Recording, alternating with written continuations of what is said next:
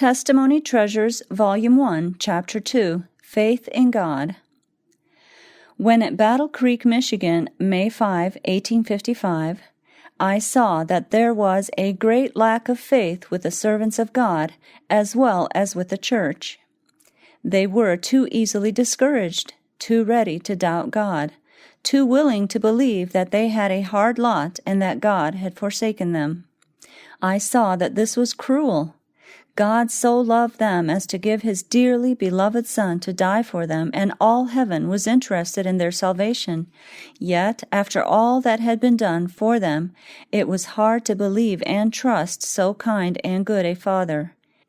He has said that He is more willing to give the Holy Spirit to them that ask Him than earthly parents are to give good gifts to their children. I saw that the servants of God and the church were too easily discouraged. When they asked their Father in heaven for things which they thought they needed, and these did not immediately come, their faith wavered, their courage fled, and a murmuring feeling took possession of them. This, I saw, displeased God. Every saint who comes to God with a true heart and sends his honest petitions to Him in faith will have his prayers answered. Your faith must not let go of the promises of God if you do not see or feel the immediate answer to your prayers. Be not afraid to trust God. Rely upon His sure promise, "Ask, and ye shall receive." God is too wise to err and too good to withhold any good thing from His saints that walk uprightly.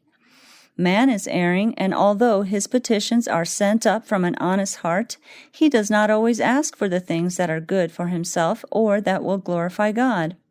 When this is so, our wise and good Father hears our prayers and will answer, sometimes immediately, but He gives us the things that are for our best good and His own glory.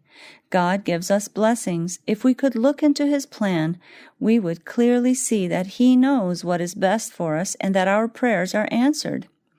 Nothing hurtful is given, but the blessing we need in the place of something we asked for that would not be good for us, but to our hurt. I saw that if we do not feel immediate answers to our prayers, we should hold fast our faith, not allowing distrust to come in, for that will separate us from God. If our faith wavers, we shall receive nothing from Him. Our confidence in God should be strong, and when we need it most, the blessing will fall upon us like a shower of rain. When the servants of God pray for His Spirit and blessing, it sometimes comes immediately, but it is not always then bestowed. At such times, faint not. Let your faith hold fast the promise that it will come. Let your trust be fully in God, and often that blessing will come when you need it most, and you will unexpectedly receive help from God when you are presenting the truth to unbelievers, and will be enabled to speak the word with clearness and power.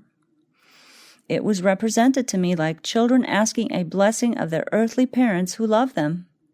They ask something that the parent knows will hurt them. The parent gives them the things that will be good and healthful for them in the place of that which they desired. I saw that every prayer which is sent up in faith from an honest heart will be heard of God and answered, and the one that sent up the petition will have the blessing when he needs it most, and it will often exceed his expectations. Not a prayer of a true saint is lost if sent up in faith from an honest heart.